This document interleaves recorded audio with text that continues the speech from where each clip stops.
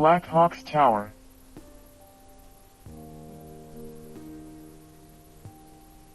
On its highest peak our watchtower was situated, from which we had a fine view for many miles up and down Rock River, and in every direction. On the side of this bluff we had our cornfields, extending about 2 miles up parallel with the larger river, where they adjoined those of the Foxes, whose village was on the same stream, opposite the lower end of Rock Island, and 3 miles distant from ours. We had 800 acres in cultivation including what we had on the islands in Rock River. The land around our village, which remained unbroken, was covered with bluegrass which furnished excellent pasture for our horses. Several fine springs poured out of the bluff nearby, from which we were well supplied with good water. The rapids of Rock River furnished us with an abundance of excellent fish, and the land being very fertile, never failed to produce good crops of corn, beans, pumpkins, and squashes. We always had plenty, our children never cried from hunger, neither were our people in want. Here our village had stood for more than 100 years, during all of which time we were the undisputed possessors of the Mississippi Valley, from the Wisconsin to the Portage des Sioux, near the mouth of the Missouri, being about 700 miles in length. At this time we had very little intercourse with the whites except those who were traders. Our village was healthy, and there was no place in the country possessing such advantages, nor hunting grounds better than those we had in possession. If a prophet had come to our village in those days and told us that the things were to take place which have since come to pass, none of our people would have believed him. What? To be driven from our village, and our hunting grounds, and not even to be permitted to visit the graves of our forefathers and relatives and our friends? This hardship is not known to the whites. With us it is a custom to visit the graves of our friends and keep them in repair for many years. The mother will go alone to weep over the grave of her child. The brave, with pleasure, visits the grave of his father, after he has been successful in war, and repaints the post that marks where he lies. There is no place like that where the bones of our forefathers lie to go to when in grief. Here prostrate by the tombs of our fathers will the Great Spirit take pity on us. But how different is our situation now from what it was in those happy days. Then were we as happy as the buffalo on the plains, but now, we are as miserable as the hungry wolf on the prairie. But I am digressing from my story. Bitter reflections crowd upon my mind and must find utterance. When we returned to our village in the spring, from our wintering grounds, we would finish bartering with our traders, who always followed us to our village. We purposely kept some of our fine furs for this trade, and, as there was great opposition among them, who should get these furs, we always got our goods cheap. After this trade was met, the traders would give us a few kegs of rum, which were generally promised in the fall, to encourage us to make a good hunt and not go to war. They would then start with their furs and peltries, for their homes, and our old men would take a frolic. At this time our young men never drank. When this was ended, the next thing to be done was to bury our dead, such as had died during the year. This is a great medicine feast. The relations of those who have died, give all the goods they have purchased, as presents to their friends, thereby reducing themselves to poverty, to show the Great Spirit that they are humble, so that he will take pity on them. We would next open the caches, take out the corn and other provisions which had been put up in the fall. We would then commence repairing our lodges. As soon as this was accomplished, we repair the fences around our cornfields and clean them off ready for planting. This work was done by the women. The men during this time are feasting on dried venison, bear's meat, wild fowl, and corn prepared in different ways, while recounting to one another what took place during the winter. Our women plant the corn, and as soon as they are done we make a feast, at which we dance the crane dance in which they join us, dressed in their most gaudy attire, and decorated with feathers. At this feast the young men select the women they wish to have for wives. He then informs his mother, who calls on the mother of the girl, when the necessary arrangements are made and the time appointed for him to come. He goes to the lodge when all are asleep, or pretend to be, and with his flint and steel strikes a light and soon finds where his intended sleeps. He then awakens her, holds the light close to his face that she may know him, after which he places the light close to her. If she blows it out, the ceremony is ended and he appears in the lodge next morning as one of the family. If she does not blow out the light, but leaves it burning, he retires from the lodge. The next day he places himself in full view of it and plays his flute. The young women go out one by one to see who he is playing for. The tune changes to let them know he is not playing for them. When his intended makes her appearance at the door, he continues his courting tune until she returns to the lodge. He then quits playing and makes another trial at night, which mostly turns out favorable. During the first year they ascertain whether they can agree with each other and be happy. If not, they separate and each looks for another companion. If we were to live together and disagree, we would be as foolish as the whites. No indiscretion can banish a woman from her parental lodge. No difference how many children she may bring home, she is always welcome. The kettle is over the fire to feed them. The crane dance often lasts 2 or 3 days. When this is over, we feast again and have our national dance. The large square in the village is swept and prepared for the purpose. The chiefs and old warriors take seats on mats, which have been spread on the upper end of the square. Next come the drummers and singers. The braves and women form the sides, leaving a large space in the middle. The drums beat and the singing commences. A warrior enters the square keeping time with the music. He shows the manner he started on a war party, how he approached the enemy. He strikes and shows how he killed him. All join in the applause, and he then leaves the square and another takes his place. Such of our young men have not been out in war parties and killed an enemy stand back ashamed, not being allowed to enter the square. I remember that I was ashamed to look where our young men stood, before I could take my stand in the ring as a warrior. What pleasure it is to an old warrior, to see his son come forward and relate his exploits. It makes him feel young, induces him to enter the square and fight his battles o'er again. This national dance makes our warriors. When I was traveling last summer on a steamboat on the river, going from New York to Albany, I was shown the place where the Americans dance the war dance, West Point, where the old warriors recount to their young men what they have done to stimulate them to go and do likewise. This surprised me, as I did not think the whites understood our way of making braves. When our national dance is over, our cornfields hoed, every weed dug up and our corn about knee-high, all our young men start in a direction toward sundown, to hunt deer and buffalo and to kill Sioux if any are found on our hunting grounds. A part of our old men and women go to the lead mines to make lead, and the remainder of our people start to fish and get meat stuff. Everyone leaves the village and remains away about 40 days. They then return, the hunting party bringing in dried buffalo and deer meat, and sometimes Sioux scalps, when they are found trespassing on our hunting grounds. At other times they are met by a party of Sioux too strong for them and are driven in.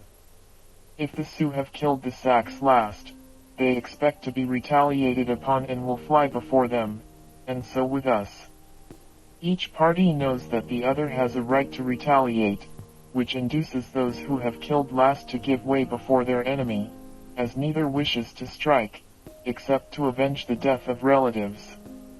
All our wars are instigated by the relations of those killed, or by aggressions on our hunting grounds. The party from the lead mines brings lead, and the others dried fish, and mets for our lodges. Presents are now made by each party, the first giving to the others dried buffalo and deer, and they in return presenting them lead, dried fish and mats. This is a happy season of the year, having plenty of provisions, such as beans, squashes and other produce. With our dried meat and fish, we continue to make feasts and visit each other until our corn is ripe. Some lodge in the village a feast daily to the Great Spirit. I cannot explain this so that the white people will understand me, as we have no regular standard among us. Everyone makes his feast as he thinks best, to please the Great Spirit, who has the care of all beings created. Others believe in two spirits, one good and one bad, and make feasts for the bad spirit, to keep him quiet. They think that if they can make peace with him, the good spirit will not hurt them. For my part, I am of the opinion that so far as we have reason, we have a right to use it in determining what is right or wrong, and we should always pursue that path which we believe to be right, believing that whatsoever is right. If the great and good spirit wished us to believe and do as the whites, he could easily change our opinions, so that we could see, and think, and act as they do. We are nothing compared to his power, and we feel and know it. We have men among us, like the whites, who pretend to know the right path, but will not consent to show it without pay. I have no faith in their paths, but believe that every man must make his own path. When our corn is getting ripe, our young people watch with anxiety for the signal to pull roasting ears, as none dare touch them until the proper time. When the corn is fit for use, another great ceremony takes place, with feasting and returning thanks to the Great Spirit for giving us corn. I will relate the manner in which corn first came. According to tradition handed down to our people, a beautiful woman was seen to descend from the clouds, and alight upon the earth, by two of our ancestors who had killed a deer, and were sitting by a fire roasting a part of it to eat. They were astonished at seeing her, and concluded that she was hungry and had smelt the meat. They immediately went to her, taking with them a piece of the roasted venison. They presented it to her. She ate it, telling them to return to the spot where she was sitting at the end of 1 year, and they would find a reward for their kindness and generosity.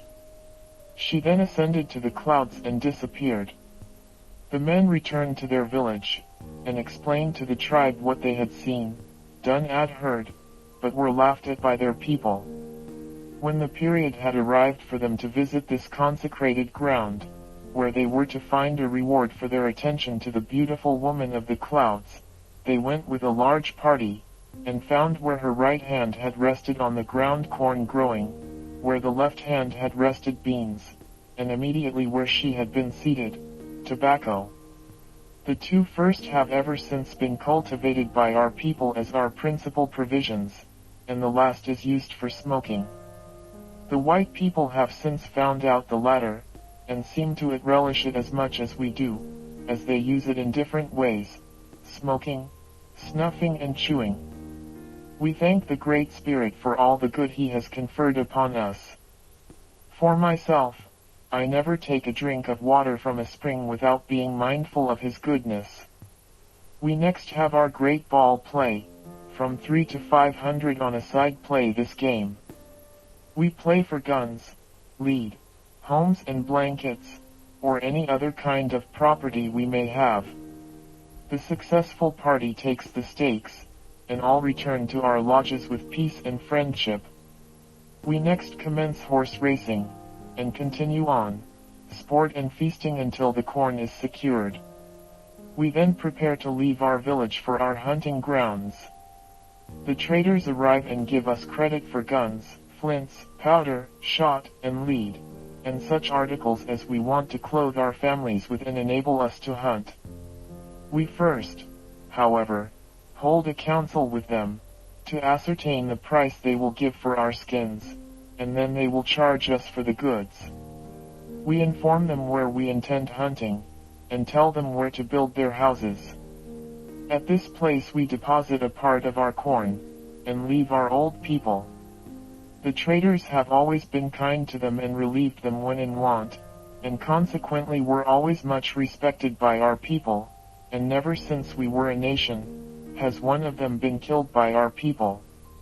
We then disperse in small parties to make our hunt, and as soon as it is over, we return to our traders' establishment, with our skins, and remain feasting, playing cards and at other pastimes until the close of the winter.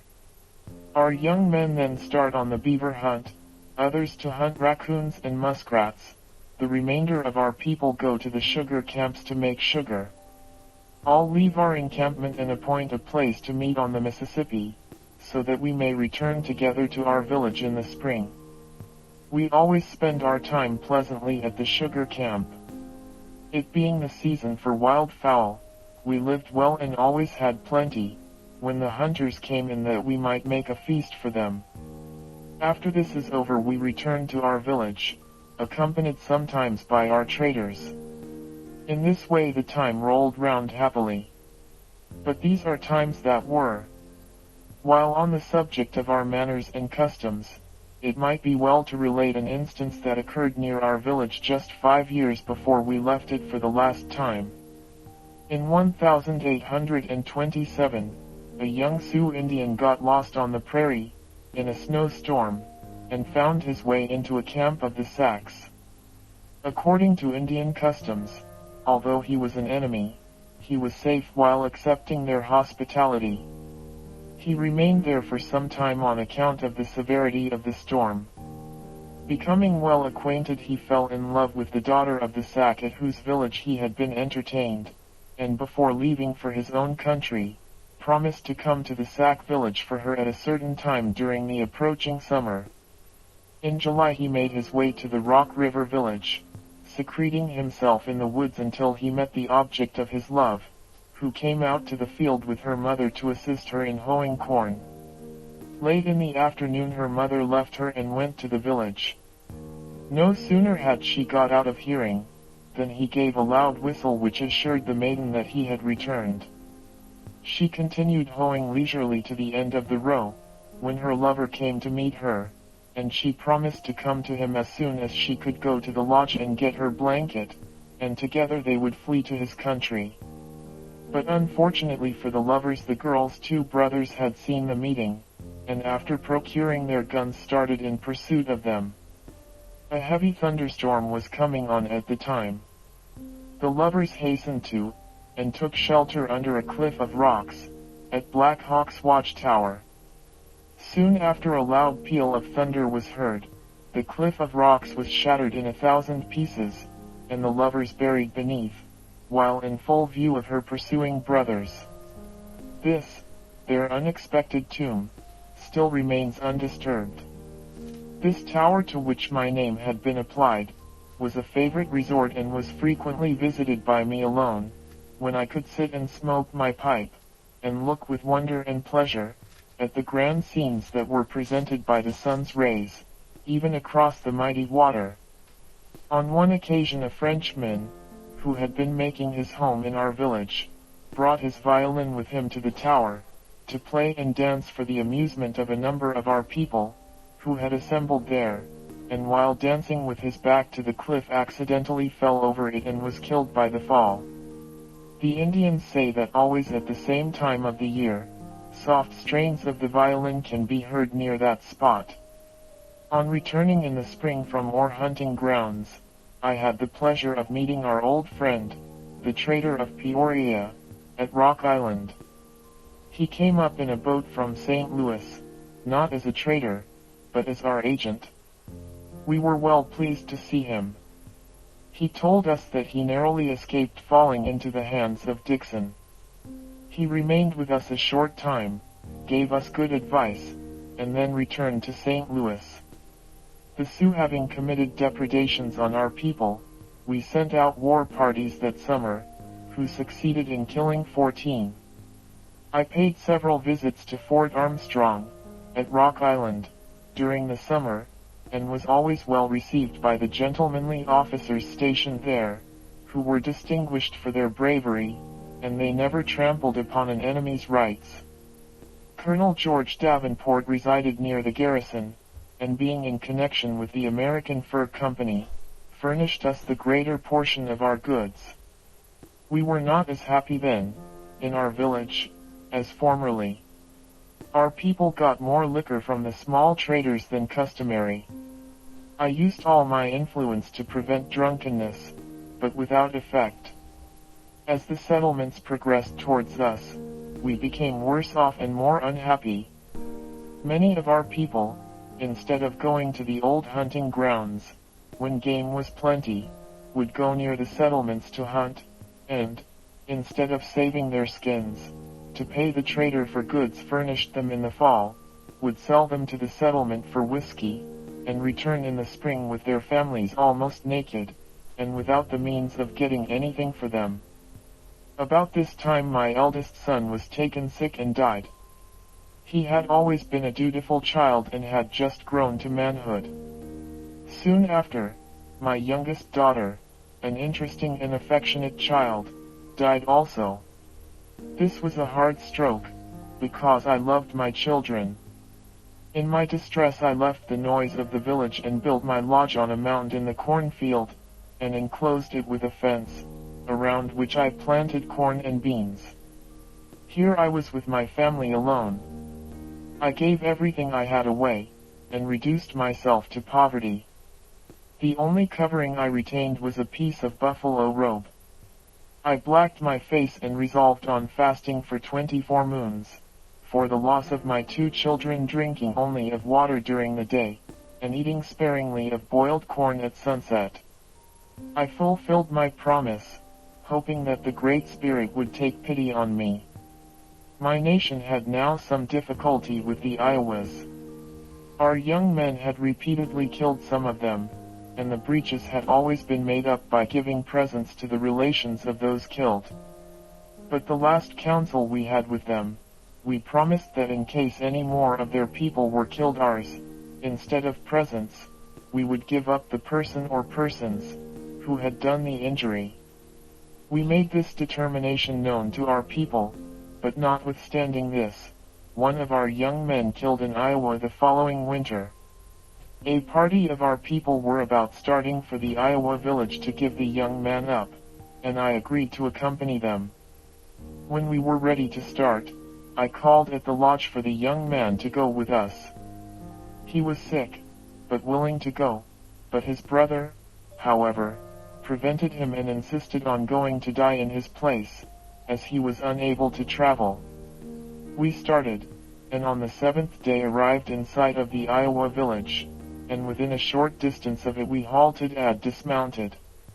We all bid farewell to our young brave, who entered the village singing his death song, and sat down on the square in the middle of the village. One of the Iowa chiefs came out to us.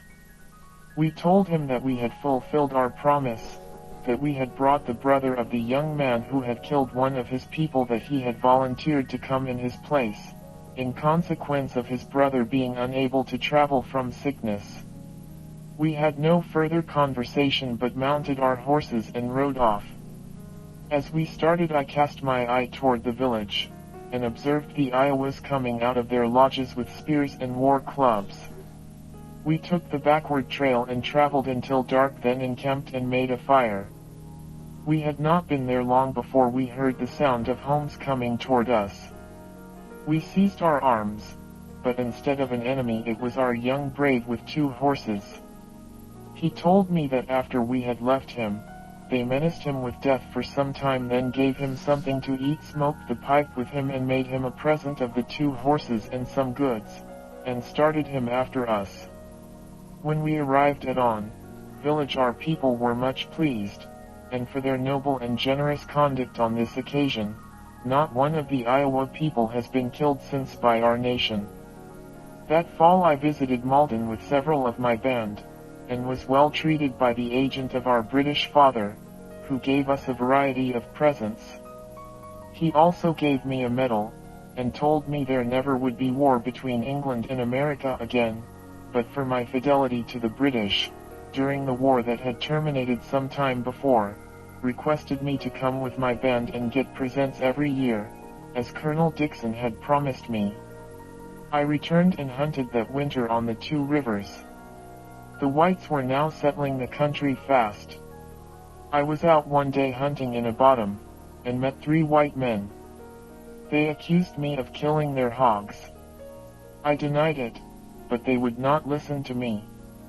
One of them took my gun out of my hand and fired it off, then took out the flint, gave it back to me and commenced beating me with sticks, ordering me at the same time to be off. I was so much bruised that I could not sleep for several nights. Some time after this occurrence, one of my camp cut a bee tree and carried the honey to his lodge. A party of white men soon followed him, and told him the bee tree was theirs, and that he had no right to cut it. He pointed to the honey and told them to take it. They were not satisfied with this, but took all the packs of skins that he had collected during the winter, to pay his trader and clothe his family within the spring, and carried them off. How could we like a people who treated us so unjustly? We determined to break up our camp for fear they would do worse, and when we joined our people in the spring, a great many of them complained of similar treatment. This summer our agent came to live at Rock Island. He treated us well and gave us good advice. I visited him and the trader very often during the summer, and for the first time heard talk of our having to leave our village. The trader, Colonel George Davenport, who spoke our language, explained to me the terms of the treaty that had been made, and said we would be obliged to leave the Illinois side of the Mississippi, and advised us to select a good place for our village and remove to it in the spring. He pointed out the difficulties we would have to encounter if we remained at our village on Rock River. He had great influence with the principal Fox chief, his adopted brother, Keokuk. He persuaded him to leave his village, go to the west side of the Mississippi and build another, which he did the spring following. Nothing was talked of but leaving our village. Keokuk had been persuaded to consent to go, and was using all his influence, backed by the war chief at Fort Armstrong and our agent and trader at Rock Island, to induce others to go with him. He sent the crier through our village, to inform our people that it was the wish of our great father that we should remove to the west side of the Mississippi, and recommended the Iowa River as a good place for the new village. He wished his party to make such arrangements, before they started on their winter's hunt, and to preclude the necessity of their returning to the village in the spring. The party opposed to removing called on me for my opinion. I gave it freely, and after questioning Quashquemi about the sale of our lands, he assured me that he never had consented to the sale of our village. I now promised this party to be the leader, and raised the standard of opposition to Keokuk, with the full determination not to leave our village. I had an interview with Keokuk, to see if this difficulty could not be settled with our great father, and told him to propose to give any other land that our great father might choose, even our lead mines, to be peaceably permitted to keep the small point of land on which our village was situated. I was of the opinion that the white people had plenty of land and would never take our village from us. Keokuk promised to make an exchange if possible, and applied to our agent, and the great chief at St. Louis, who had charge of all the agents, for permission to go to Washington for that purpose. This satisfied us for a time. We started to our hunting grounds with good hopes that something would be done for us. During the winter I received information that 3 families of whites had come to our village and destroyed some of our lodges, were making fences and dividing our cornfields for their own use. They were quarreling among themselves about their lines of division. I started immediately for Rock River, a distance of 10 days' travel, and on my arrival found the report true. I went to my lodge and saw a family occupying it. I wished to talk to them but they could not understand me. I then went to Rock Island. The agent being absent, I told the interpreter what I wanted to say to these people, viz., not to settle on our lands, nor trouble our fences, that there was plenty of land in the country for them to settle upon, and that they must leave our village, as we were coming back to it in the spring. The interpreter wrote me a paper. I went back to the village and showed it to the intruders, but could not understand their reply. I presumed, however, that they would remove as I expected them to. I returned to Rock Island, passed the night there and had a long conversation with the trader. He advised me to give up and make my village with Keokuk on the Iowa River. I told him that I would not.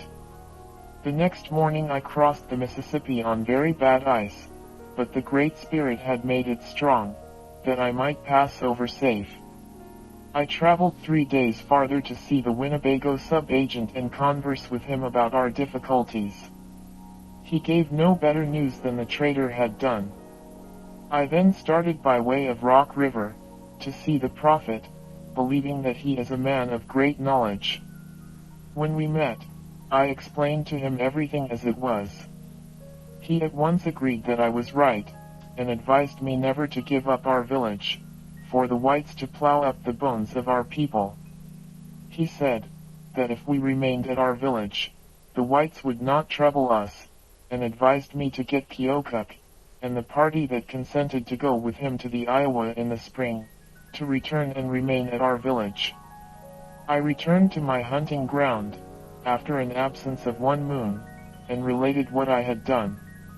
In a short time we came up to our village, and found that the whites had not left it, but that others had come, and that the greater part of our cornfields had been enclosed.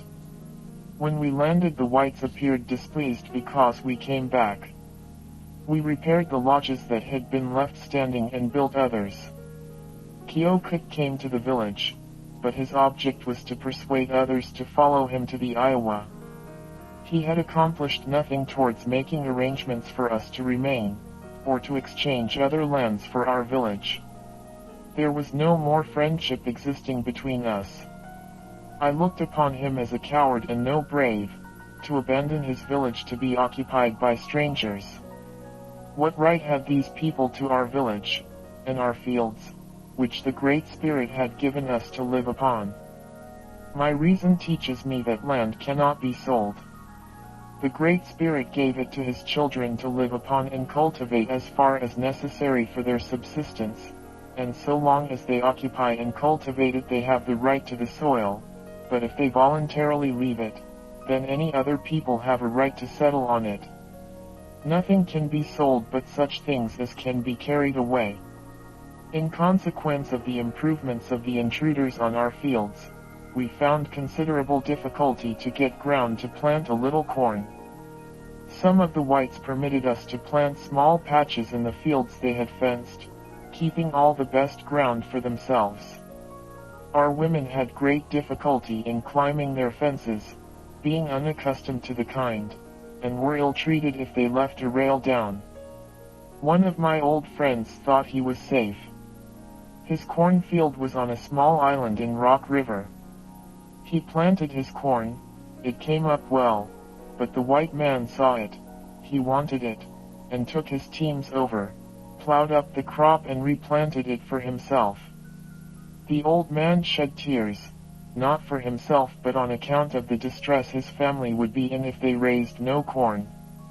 The white people brought whiskey to our village, made our people drink, and cheated them out of their homes, guns, and traps. This fraudulent system was carried to such an extent that I apprehended serious difficulties might occur, unless a stop was put to it. Consequently I visited all the whites and begged them not to sell my people whiskey. One of them continued the practice openly. I took a party of my young men, went to his house, took out his barrel, broke in the head and poured out the whiskey.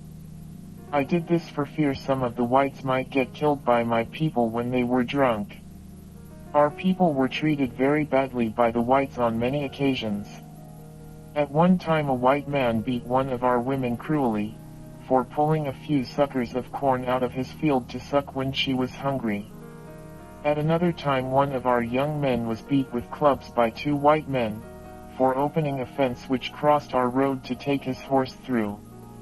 His shoulder blade was broken and his body badly grazed, from the effects of which he soon after died. Bad and cruel as our people were treated by the whites, not one of them was hurt or molested by our band.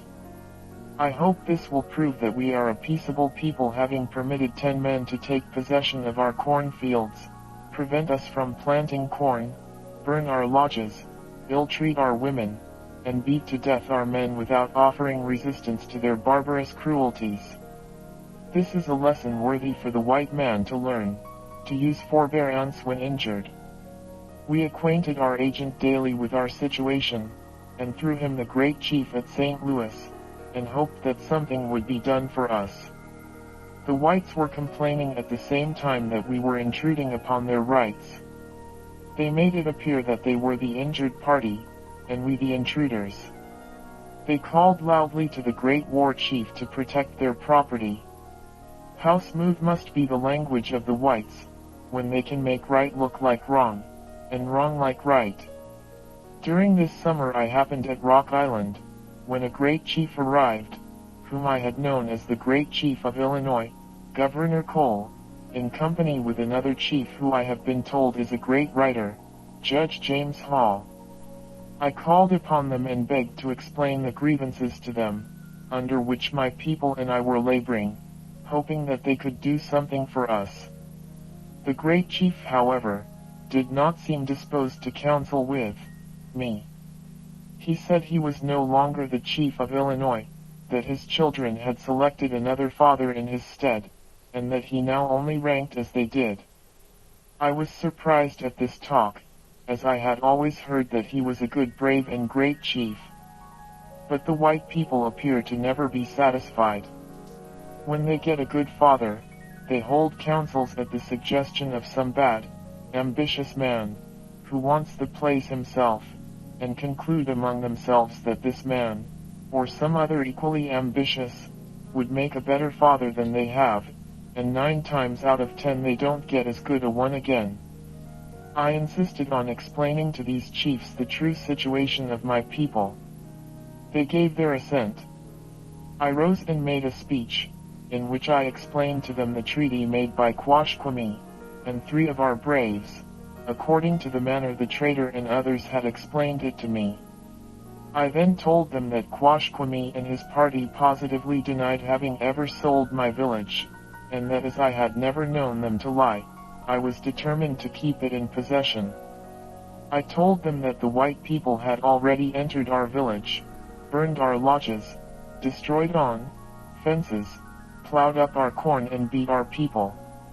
They had brought whiskey into our country, made our people drunk, and taken from them their homes, guns, and traps, and that I had borne all this injury, without suffering any of my braves to raise a hand against the whites. My object in holding this council was to get the opinion of these 2 chiefs as to the best course for me to pursue. I had appealed in vain, time after time, to our agent, who regularly represented our situation to the chief at St. Louis, whose duty it was to call upon the Great Father to have justice done to us, but instead of this we are told that the white people wanted our county and we must leave it for them. I did not think it possible that our Great Father wished us to leave our village where we had lived so long, and where the bones of so many of our people had been laid. The great chief said that as he no longer had any authority he could do nothing for us, and felt sorry that it was not in his power to aid us, nor did he know how to advise us. Neither of them could do anything for us, but both evidently were very sorry. It would give ye great pleasure at all times to take these 2 chiefs by the hand.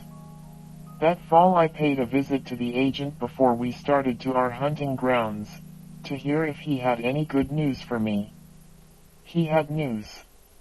He said that the land on which our village now stood was ordered to be sold to individuals, and that when sold our right to remain by treaty would be at an end, and that if we returned next spring we would be forced to remove. We learned during the winter, that part of the land where our village stood had been sold to individuals, and that the trader at Rock Island, Colonel Davenport, had bought the greater part that had been sold. The reason was now plain to me why he urged us to remove. His object, we thought, was to get our lands. We held several councils that winter to determine what we should do. We resolved in one of them, to return to our village as usual in the spring. We concluded that if we were removed by force, that the traitor, agent, and others must be the cause, and that if they were found guilty of having driven us from our village they should be killed. The traitor stood foremost on this list. He had purchased the land on which my lodge stood, and that of our graveyard also. We therefore proposed to kill him and the agent, the interpreter, the great chief at St. Louis, the war chiefs at Forts Armstrong, Rock Island, and Keokuk, these being the principal persons to blame for endeavoring to remove us. Our women received bad accounts from the women who had been raising corn at the new village, of the difficulty of breaking the new prairie with hoes, and the small quantity of corn raised. We were nearly in the same condition with regard to the latter, it being the first time I ever knew our people to be in want of provisions. I prevailed upon some of Keokuk's band to return this spring to the Rock River village, but Keokuk himself would not come. I hoped that he would get permission to go to Washington to settle our affairs with our great father. I visited the agent at Rock Island. He was displeased because we had returned to our village, and told me that we must remove to the west of the Mississippi. I told him plainly that we would not. I visited the interpreter at his house, who advised me to do as the agent had directed me. I then went to see the trader and upbraided him for buying our lands. He said that if he had not purchased them some person else would, and that if our great father would make an exchange with us, he would willingly give up the land he had purchased to the government. This I thought was fair, and began to think that he had not acted so badly as I had suspected. We again repaired our lodges and built others, as most of our village had been burnt and destroyed. Our women selected small patches to plant corn, where the whites had not taken them in their fences, and worked hard to raise something for our children to subsist upon. I was told that according to the treaty, we had no right to remain on the lands sold, and that the government would force us to leave them. There was but a small portion, however, that had been sold, the balance remaining in the hands of the government. We claimed the right, if we had no other, to live and hunt upon it as long as it remained the property of the government, by a stipulation in the treaty that required us to evacuate it after it had been sold. This was the land that we wished to inhabit and thought we had a right to occupy. I heard that there was a great chief on the Wabash, and sent a party to get his advice. They informed him that we had not sold our village. He assured them then, that if we had not sold the land on which our village stood, our great father would not take it from us. I started early to Malden to see the chief of my British father, and told him my story. He gave the same reply that the chief on the Wabash had given, and in justice to him I must say he never gave me any bad advice, but advised me to apply to our American father, who, he said, would do us justice. I next called on the great chief at Detroit and made the same statement to him that I had made to the chief of our British father. He gave me the same reply. He said if we had not sold our lands, and would remain peaceably on them, that we would not be disturbed. This assured me that I was right, and determined me to hold out as I had promised my people. I returned from Malden late in the fall. My people were gone to their hunting ground, whither I followed. Here I learned that they had been badly treated all summer by the whites, and that a treaty had been held at Prairie du Chien. Keokuk and some of our people attended it, and found that our great father had exchanged a small strip of the land that had been ceded by Quashquemi and his party, with the Potawatomis for a portion of their lead near Chicago. That the object of this treaty was to get it back again, and that the United States had agreed to give them $16,000 a year, forever for this small strip of land, it being less than a 20th part of that taken from our nation for $1,000 a year. This bears evidence of something I cannot explain. This land they say belonged to the United States. What reason then could have induced them to exchange it with the Potawatomis if it was so valuable? Why not keep it?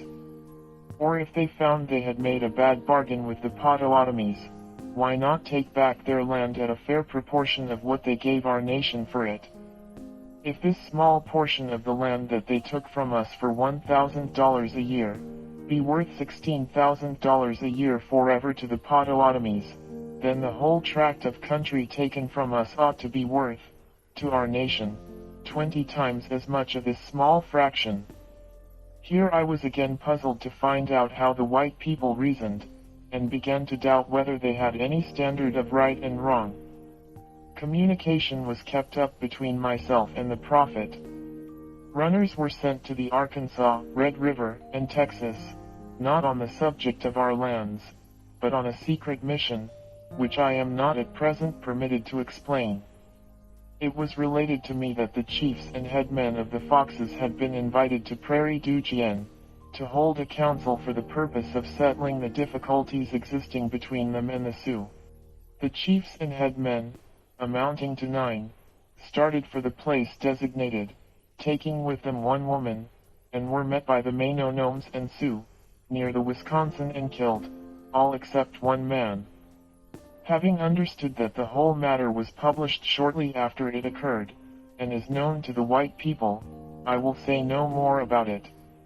I would here remark, that our pastimes and sports had been laid aside for 2 years. We were a divided people, forming 2 parties. Keokuk being at the head of one, willing to barter our rights merely for the good opinion of the whites, and cowardly enough to desert our village to them.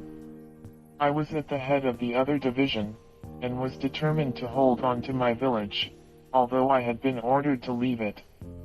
But, I considered, as myself and band had no agency in selling our county, and that, as provision had been made in the treaty, for us all to remain on it as long as it belonged to the United States, that we could not be forced away. I refused therefore to quit my village. It was here that I was born, and here lie the bones of many friends and relations. For this spot I felt a sacred reverence, and never could consent to leave it without being forced therefrom. When I called to mind the scenes of my youth and those of later days, when I reflected that the theater on which these were acted, had been so long the home of my fathers, who now slept on the hills around it, I could not bring my mind to consent to leave this country to the whites for any earthly consideration. The winter passed off in gloom. We made a bad hunt for want of guns, traps, and other necessaries which the whites had taken from our people for whiskey. The prospect before me was a bad one. I fasted and called upon the Great Spirit to direct my steps to the right path. I was in great sorrow because all the whites with whom I was acquainted and had been on terms of intimacy, advised me contrary to my wishes, that I began to doubt whether I had a friend among them. Keokuk, who has a smooth tongue, and is a great speaker, was busy in persuading my band that I was wrong, and thereby making many of them dissatisfied with me. I had one consolation, for all the women were on my side on account of their cornfields. On my arrival again at my village, with my band increased, I found it worse than before. I visited Rock Island and the agent again ordered me to quit my village. He said that if we did not, troops would be sent to drive us off. He reasoned with me and told me it would be better for us to be with the rest of our people, so that we might avoid difficulty and live in peace. The interpreter joined him and gave me so many good reasons that I almost wished I had not undertaken the difficult task I had pledged myself to my brave band to perform. In this mood I called upon the trader, who is fond of talking, and had long been my friend, but now amongst those who advised me to give up my village. He received me very friendly and went on to defend Keokuk in what he had done, endeavoring to show me that I was bringing distress on our women and children. He inquired if some terms could not be made that would be honorable to me and satisfactory to my braves, for us to remove to the west side of the Mississippi. I replied that if our great father could do us justice and make the proposition, I could then give up honorably. He asked me if the great chief at St. Louis would give us $6,000 to purchase provisions and other articles, if I would give up peaceably and remove to the west side of the Mississippi. After thinking some time I agreed that I could honorably give up, being paid for it, according to our customs, but told him that I could not make the proposal myself, even if I wished, because it would be dishonorable in me to do so. He said that he would do it by sending word to the great chief at St. Louis that he could remove us peaceably for the amount stated, to the west side of the Mississippi. A steamboat arrived at the island during my stay. After its departure the trader told me that he had requested a war chief, who was stationed at Galena, and was on board the steamboat, to make the offer to the great chief at St. Louis, and that he would soon be back and bring his answer. I did not let my people know what had taken place for fear they would be displeased. I did not much like what had been done myself, and tried to banish it from my mind. After a few days had passed the war chief returned and brought an answer that the great chief at St. Louis would give us nothing, and that if we did not remove immediately we would be driven off. I was not much displeased with the answer they brought me, because I would rather have laid my bones with those of my forefathers than remove for any consideration. Yet if a friendly offer had been made as I expected, I would, for the sake of our women and children, have removed peaceably. I now resolved to remain in my village, and make no resistance if the military came, but submit to my fate. I impressed the importance of this course on all my band, and directed them in case the military came not to raise an arm against them. About this time our agent was put out of office, for what reason I could never ascertain. I then thought it was for wanting to make us leave our village, and if so it was right, because I was tired of hearing him talk about it. The interpreter, who had been equally as bad in trying to persuade us to leave our village, was retained in office, and the young man who took the place of our agent, told the same old story over about removing us. I was then satisfied that this could not have been the cause. Our women had planted a few patches of corn which was growing finely, and promised a subsistence for our children, but the white people again commenced plowing it up. I now determined to put a stop to it by clearing our county of the intruders. I went to their principal men and told them that they should and must leave our country, giving them until the middle of the next day to remove. The worst left within the time appointed, but the one who remained represented that his family, which was large, would be in a starving condition, if he went and left his crop. He promised to behave well, if I would consent to let him remain until fall, in order to secure his crop. He spoke reasonably and I consented. We now resumed some of our games and pastimes, having been assured by the prophet that we would not be removed. But in a little while it was ascertained that a great war chief, General Gaines, was on his way to Rock River with a great number of soldiers. I again called upon the prophet, who requested a little time to see into the matter. Early next morning he came to me and said he had been dreaming, that he saw nothing bad in this great war chief, General Gaines, who was now near Rock River. That his object was merely to frighten us from our village, that the white people might get our land for nothing.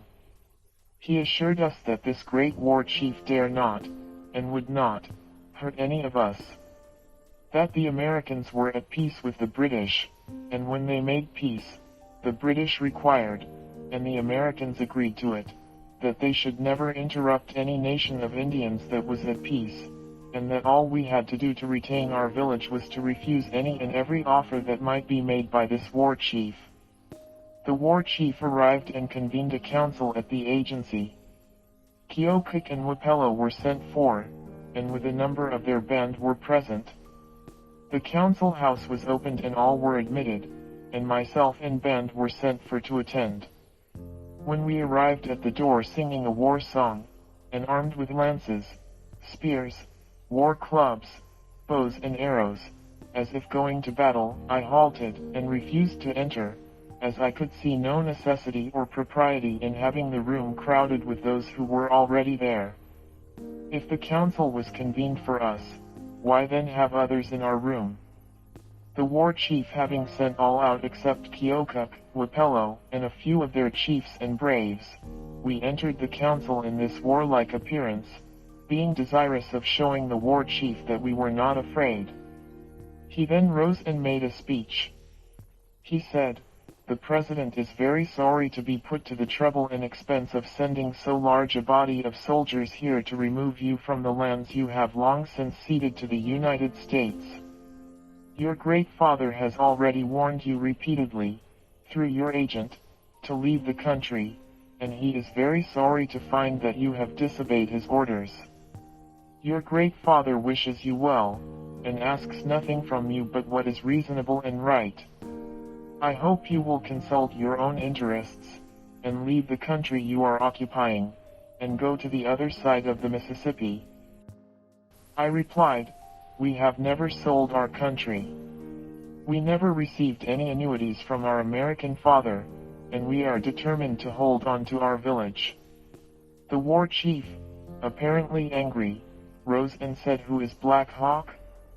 Who is Black Hawk?" I replied, "I am a Sac. My forefather was a Sac. I and all the nations call me a Sac." The war chief said, "I came here neither to beg nor hire you to leave your village. My business is to remove you, peaceably if I can, forcibly if I must. I will now give you 2 days in which to remove, and if you do not cross the Mississippi by that time, I will adopt measures to force you away." I told him that I never would consent to leave my village and was determined not to leave it. The council broke up and the war chief retired to his fort. I consulted the prophet again. He said he had been dreaming, and that the Great Spirit had directed that a woman, the daughter of Matatas, the old chief of the village, should take a stick in her hand and go before the war chief, and tell him that she is the daughter of Matatas, and that he had always been the white man's friend. That he had fought their battles, been wounded in their service and had always spoken well of them, and she had never heard him say that he had sold their village. The whites are numerous, and can take it from us if they choose, but she hoped they would not be so unfriendly. If they were, he had one favor to ask. She wished her people to be allowed to remain long enough to gather their provisions now growing in their fields, that she was a woman and had worked hard to raise something to support her children. And now, if we are driven from our village without being allowed to save our corn, many of our little children must perish with hunger." Accordingly, Matata's daughter was sent to the fort, accompanied by several of our young men, and was admitted. She went before the war chief and told the story of the prophet. The war chief said that the president did not send him here to make treaties with the women, nor to hold counsel with them. That our young men must leave the fort, but she might remain if she wished. All our plans were defeated. We must cross the river, or return to our village and await the coming of the war chief with his soldiers. We determined on the latter, but finding that our agent, interpreter, trader, and Keokuk were determined on breaking my ranks, and had induced several of my warriors to cross the Mississippi, I sent a deputation to the agent, at the request of my band, pledging myself to leave the county in the fall, provided permission was given us to remain, and secure our crop of corn then growing, as we would be in a starving situation if we were driven off without the means of subsistence. The deputation returned with an answer from the war chief, that no further time would be given than that specified, and if we were not then gone he would remove us. I directed my village crier to proclaim that my orders were, in the event of the war chief coming to our village to remove us, that not a gun should be fired or any resistance offered. That if he determined to fight, for them to remain quietly in their lodges, and let him kill them if he chose. I felt conscious that this great war chief would not hurt our people, and my object was not war. Had it been, we would have attacked and killed the war chief and his braves, when in council with us, as they were then completely in our power. But his manly conduct and soldierly deportment, his mild yet energetic manner, which proved his bravery, forbade it. Some of our young men who had been out as spies came in and reported that they had discovered a large body of mounted men coming toward our village, who looked like a war party. They arrived and took a position below Rock River, for their place of encampment. The great war chief, General Gaines, entered Rock River in a steamboat, with his soldiers and one big gun. They passed and returned close by our village, but excited no alarm among my braves. No attention was paid to the boat, even our little children who were playing on the bank of the river, as usual, continued their amusement. The water being shallow, the boat got aground, which gave the whites some trouble. If they had asked for assistance, there was not a brave in my band who would not willingly have aided them. Their people were permitted to pass and repass through our village, and were treated with friendship by our people. The war chief appointed the next day to remove us. I would have remained and been taken prisoner by the regulars, but was afraid of the multitude of pale-faced militia, who were on horseback, as they were under no restraint of their chiefs. We crossed the river during the night, and encamped some distance below Rock Island. The great war chief convened another council, for the purpose of making a treaty with us. In this treaty he agreed to give us corn in place of that we had left growing in our fields. I touched the goose quill to this treaty, and was determined to live in peace. The corn that had been given us was soon found to be inadequate to our wants, when loud lamentations were heard in the camp by the women and children, for their roasting ears, beans, and squashes. To satisfy them, a small party of braves went over in the night to take corn from their own fields. They were discovered by the whites and fired upon. Complaints were again made of the depredations committed by some of my people, on their own corn fields. I understood from our agent, that there had been a provision made in one of our treaties for assistance in agriculture, and that we could have our fields plowed if we required it. I therefore called upon him, and requested him to have a small log home built for me, and a field plowed that fall, as I wished to live retired. He promised to have it done. I then went to the trader, Colonel Davenport, and asked for permission to be buried in the graveyard at our village, among my old friends and warriors, which he gave cheerfully. I then returned to my people satisfied.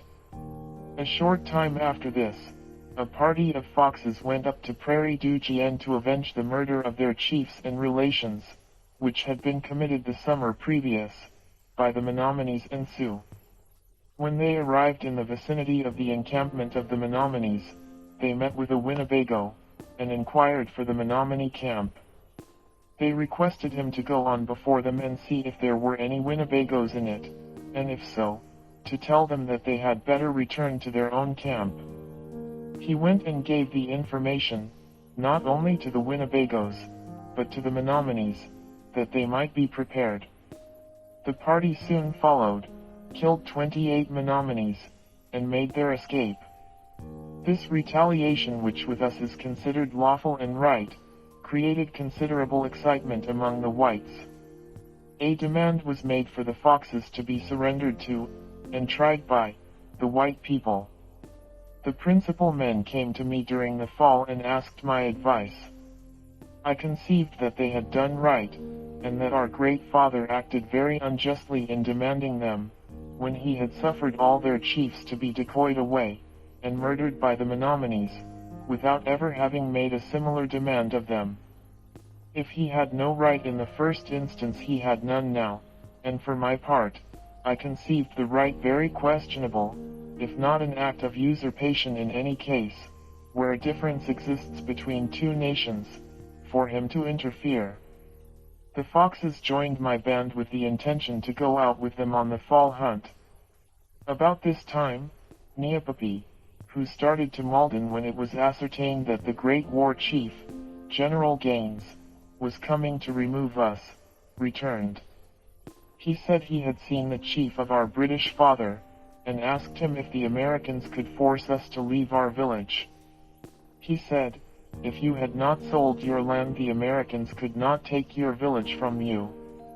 That the right being vested in you only, could be transferred by the voice and will of the whole nation, and that as you have never given your consent to the sale of your country, it yet remains your exclusive property, from which the American government never could force you away, and that in the event of war, you should have nothing to fear, as we would stand by and assist you.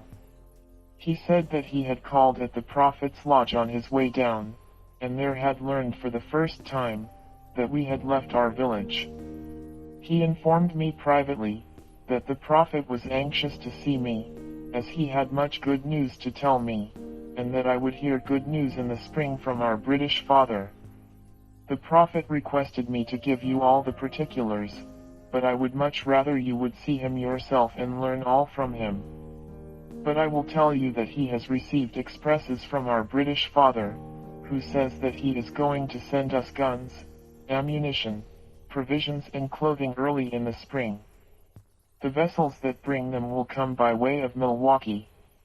The Prophet has likewise received wampum and tobacco from the different nations on the lakes, Ottawas, Chippewas, and Potawatomis, and as to the Winnebagos he has them all at his command.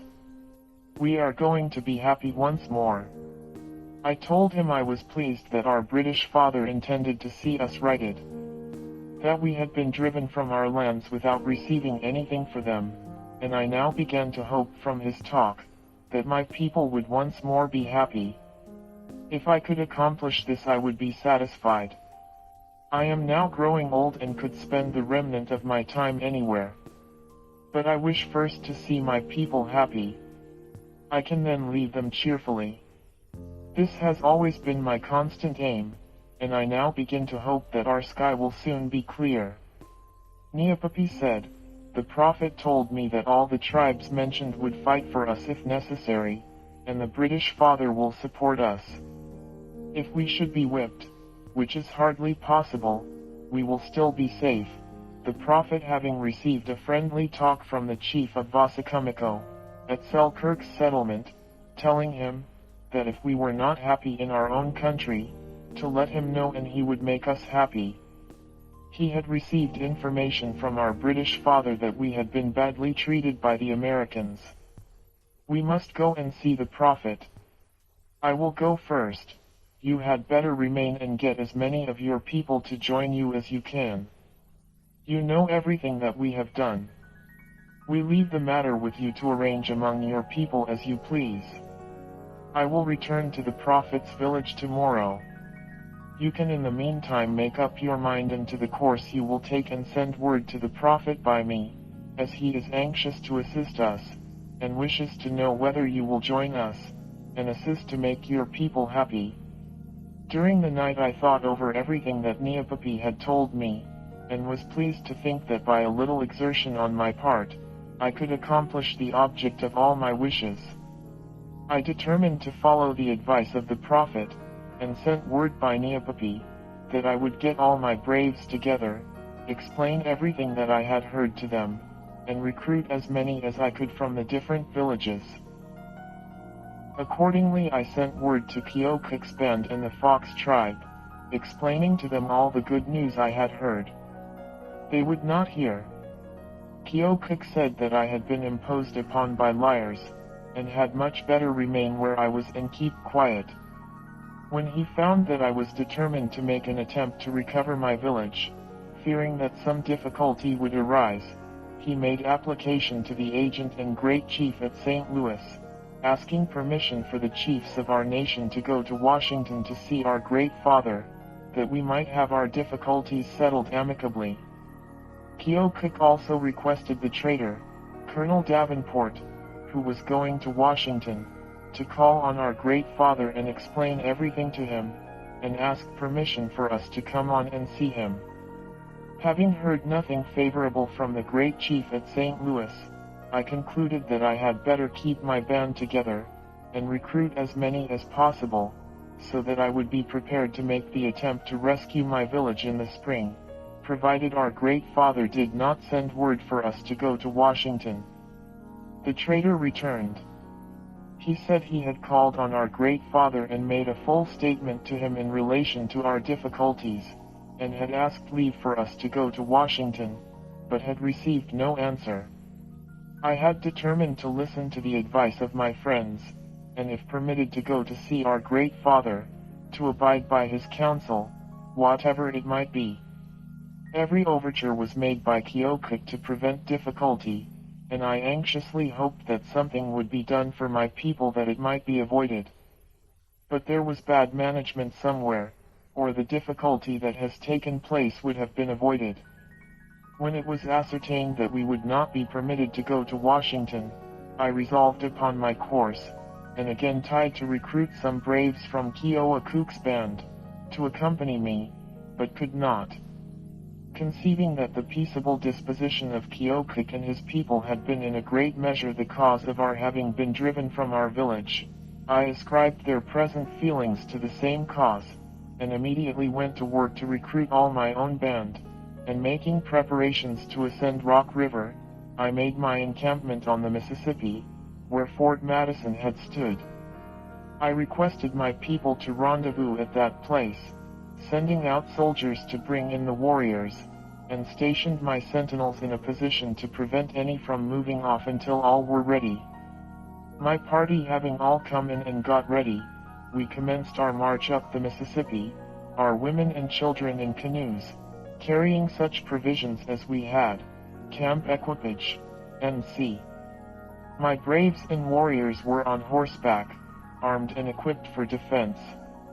The prophet came down and joining us below Rock River, having called at Rock Island on his way down, to consult the war chief, agent, and traitor, who, he said, used many arguments to dissuade him from going with us, requesting him to come and meet us and turn us back. They told him also there was a war chief on his way to Rock Island with a large body of soldiers. The prophet said he would not listen to this talk, because no war chief would dare molest us so long as we were at peace. That we had a right to go where we pleased peaceably, and advised me to say nothing to my braves and warriors until we encamped that night. We moved onward until we arrived at the place where General Gaines had made his encampment the year before, and encamped for the night. The prophet then addressed my braves and warriors. He told them to follow us and act like braves, and we have nothing to fear and much to gain. The American war chief may come, but will not, nor dare not interfere with us so long as we act peaceably. We are not yet ready to act otherwise. We must wait until we ascend Rock River and receive our reinforcements, and we will then be able to withstand any army. That night the White Beaver, General Atkinson, with a party of soldiers passed up in a steamboat. Our party became alarmed, expecting to meet the soldiers at Rock River, to prevent us going up. On our arrival at its mouth, we discovered that the steamboat had passed on. I was fearful that the war chief had stationed his men on some high bluff, or in some ravine, that we might be taken by surprise. Consequently, on entering Rock River we commenced beating our drums and singing, to show the Americans that we were not afraid. Having met with no opposition, we moved up Rock River leisurely for some distance, when we were overtaken by an express from White Beaver, with an order for me to return with my band and recross the Mississippi again. I sent him word that I would not recognizing his right to make such a demand, as I was acting peaceably, and intended to go to the prophet's village at his request, to make corn. The express returned. We moved on and encamped some distance below the prophet's village. Here another express came from the White Beaver, threatening to pursue us and drive us back, if we did not return peaceably. This message roused the spirit of my band, and all were determined to remain with me and contest the ground with the war chief, should he come and attempt to drive us. We therefore directed the express to say to the war chief if he wished to fight us he might come on. We were determined never to be driven, and equally so, not to make the first attack, our object being to act only on the defensive. This we conceived to be our right. Soon after the express returned, Mr. Greshett, sub-agent for the Winnebagos, came to our encampment. He had no interpreter, and was compelled to talk through his chiefs. They said the object of his mission was to persuade us to return. But they advised us to go on, assuring us that the further we went up Rock River the more friends we would meet, and our situation would be bettered. They were on our side and all of their people were our friends. We must not give up, but continue to ascend Rock River, on which, in a short time, we would receive reinforcements sufficiently strong to repulse any enemy. They said they would go down with their agent, to ascertain the strength of the enemy, and then return and give us the news. They had to use some stratagem to deceive their agent in order to help us. During this council several of my braves hoisted the British flag, mounted their horses and surrounded the council lodge. I discovered that the agent was very much frightened. I told one of his chiefs to tell him that he need not be alarmed, and then went out and directed my braves to desist. Every warrior immediately dismounted and returned to his lodge. After the council adjourned, I placed a sentinel at the agent's lodge to guard him, fearing that some of my warriors might again frighten him. I had always thought he was a good man and was determined that he should not be hurt. He started with his chiefs to Rock Island. Having ascertained that White Beaver would not permit us to remain where we were, I began to consider what was best to be done, and concluded to keep on up the river, see the Potawatomis and have a talk with them. Several Winnebago chiefs were present, whom I advised of my intentions, as they did not seem disposed to render us any assistance. I asked them if they had not sent us wampum during the winter, and requested us to come and join their people and enjoy all the rights and privileges of their country. They did not deny this, and said if the white people did not interfere, they had no objection to our making corn this year, with our friend the prophet, but did not wish us to go any further up. The next day I started with my party to Kishwaukee. That night I encamped a short distance above the prophet's village. After all was quiet in our camp, I sent for my chiefs, and told them that we had been deceived. That all the fair promises that had been held out to us through Neepapi were false. But it would not do to let our party know it. We must keep it secret among ourselves, move on to Kishwaukee, as if all was right, and say something on the way to encourage our people. I will then call on the Potawatomis, hear what they say, and see what they will do. We started the next morning, after telling our people that news had just come from Milwaukee that a chief of our British father would be there in a few days. Finding that all our plans were defeated, I told the prophet that he must go with me, and we would see what could be done with the Potawatomis. On our arrival at Kishwaukee, an express was sent to the Potawatomi villages. The next day a deputation arrived. I inquired if they had corn in their villages. They said they had a very little and could not spare any. I asked them different questions and received very unsatisfactory answers. This talk was in the presence of all my people. I afterwards spoke to them privately, and requested them to come to my lodge after my people had gone to sleep. They came and took seats. I asked them if they had received any news from the British on the lake. They said no. I inquired if they had heard that a chief of our British father was coming to Milwaukee to bring us guns, ammunition, goods and provisions. They said no. I told them what news had been brought to me, and requested them to return to their village and tell the chiefs that I wished to see them and have a talk with them. After this deputation started, I concluded to tell my people that if White Beaver came after us, we would go back, as it was useless to think of stopping or going on without more provisions and ammunition. I discovered that the Winnebagos and Potawatomis were not disposed to render us any assistance. The next day the Potawatomi chiefs arrived in my camp. I had a dog killed, and made a feast. When it was ready, I spread my medicine bags, and the chiefs began to eat. When the ceremony was about ending, I received news that 300 or 400 white men on horseback had been seen about 8 miles off. I immediately started 3 young men with a white flag to meet them and conduct them to our camp, that we might hold a council with them and descend Rock River again. I also directed them, in case the whites had encamped, to return, and I would go and see them. After this party had started, I sent 5 young men to see what might take place. The first party went to the camp of the whites, and were taken prisoners. The last party had not proceeded far before they saw about 20 men coming toward them at full gallop. They stopped, and, finding that the whites were coming toward them in such a warlike attitude, they turned and retreated, but were pursued, and 2 of them overtaken and killed. The others then made their escape. When they came in with the news, I was preparing my flags to meet the war chief. The alarm was given. Nearly all my young men were absent 10 miles away.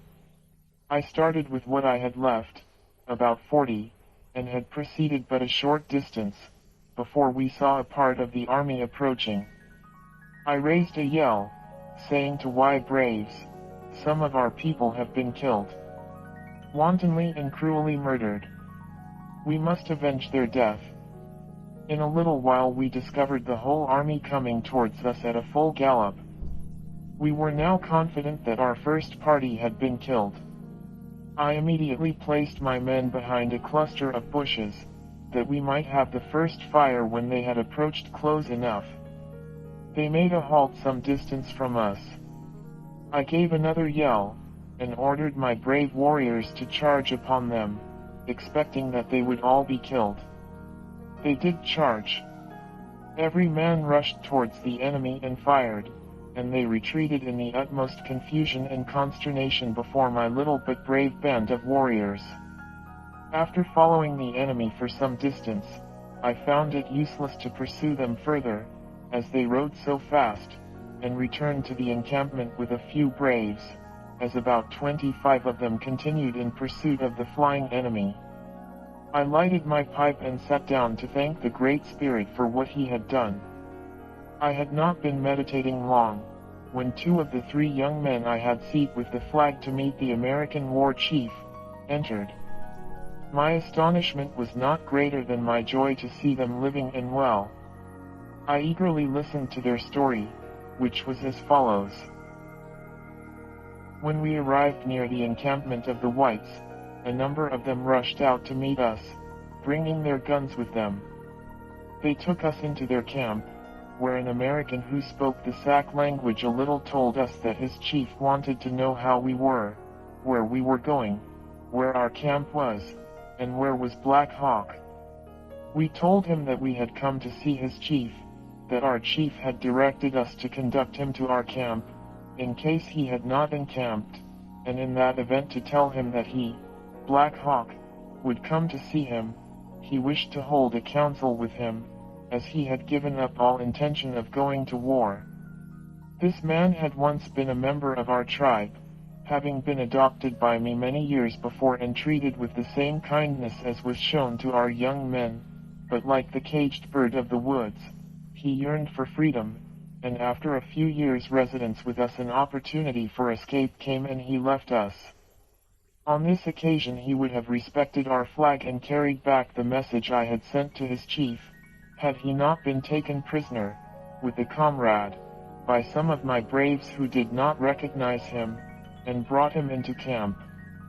They were securely tied with cords to trees and left to meditate, but were occasionally buffeted by my young men when passing near them. When I passed by him there was a recognition on the part of us both, but on account of former friendship I concluded to let him go, and some little time before the sun went down I released him from his captivity by untying the cords that bound him and accompanied him outside of our lines so that he could escape safely. His companion had previously made a desperate effort to escape from his guards and was killed by them. They continued their story. At the conclusion of this talk a party of white men came in on horseback. We saw by their countenances that something had happened. A general tumult arose. They looked at us with indignation, talked among themselves for a moment, when several of them cocked their guns and fired at us in the crowd. Our companion fell dead. We rushed through the crowd and made our escape. We remained in ambush but a short time, before we heard yelling like Indians running an enemy. In a little while we saw some of the whites in full speed. One of them came near us. I threw my tomahawk and struck him on the head, which brought him to the ground. I ran to him and with his own knife took off his scalp. I took his gun, mounted his horse, and brought my friend here behind me. We turned to follow our braves, who were chasing the enemy, and had not gone far before we overtook a white man, whose horse had mired in a swamp. My friend alighted and tomahawked the man, who was apparently fast under his horse. He took his scalp, horse, and gun. By this time our party was some distance ahead. We followed on and saw several white men lying dead on the way. After riding about 6 miles we met our party returning. We asked them how many of our men had been killed. They said none after the Americans had retreated. We inquired how many whites had been killed. They replied that they did not know, but said we will soon ascertain, as we must scalp them as we go back. On our return we found 10 men, besides the 2 we had killed before we joined our friends. Seeing that they did not yet recognize us, it being dark, we again asked how many of our braves had been killed. They said 5. We asked who they were. They replied that the first party of 3 who went out to meet the American war chief, had all been taken prisoners and killed in the encampment, and that out of a party of 5, who followed to see the meeting of the first party with the whites, 2 had been killed. We were now certain that they did not recognize us, nor did we tell who we were until we arrived at our camp. The news of our death had reached it some time before, and all were surprised to see us again. The next morning I told the crier of my village to give notice that we must go and bury our dead. In a little while all were ready. A small deputation was sent for our absent warriors, and the remainder started to bury the dead. We first disposed of them and then commenced an examination in the enemy's deserted encampment for plunder. We found arms and ammunition and provisions, all of which we were sadly in want of, particularly the latter, as we were entirely without. We found also a variety of saddle bags, which I distributed among my braves, a small quantity of whiskey and some little barrels that had contained this bad medicine, but they were empty. I was surprised to find that the whites carried whiskey with them, as I had understood that all the pale faces, when acting as soldiers in the field, were strictly temperate. The enemy's encampment was in a skirt of woods near a run, about half a day's travel from Dixon's Ferry. We attacked them in the prairie, with a few bushes between us, about sundown, and I expected that my whole party would be killed.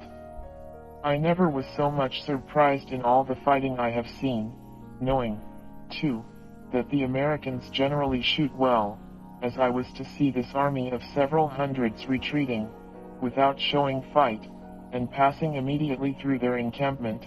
I did think they intended to halt there, as the situation would have forbidden attack by my party if their number had not exceeded half of mine, as we would have been compelled to take the open prairie whilst they could have picked trees to shield themselves from our fire. I was never so much surprised in my life as I was in this attack. An army of 300 or 400 men, after having learned that we were suing for peace, to attempt to kill the flag bearers that had gone unarmed to ask for a meeting of the war chiefs of the two contending parties to hold a council, that I might return to the west side of the Mississippi, to come forward with a full determination to demolish the few braves I had with me, to retreat when they had 10 to 1, was unaccountable to me. It proved a different spirit from any I had ever before seen among the pale faces. I expected to see them fight as the Americans did with the British during the last war, but they had no such braves among them.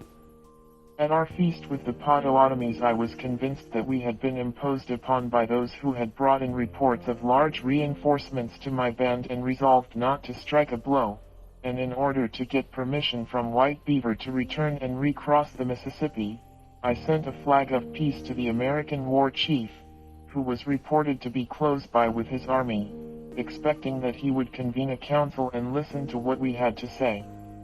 But this chief, instead of pursuing that honorable and chivalric course, such as I have always practiced, shot down our flag bearer and thus forced us into war with less than 500 warriors to contend against 3,000 or 4,000 soldiers.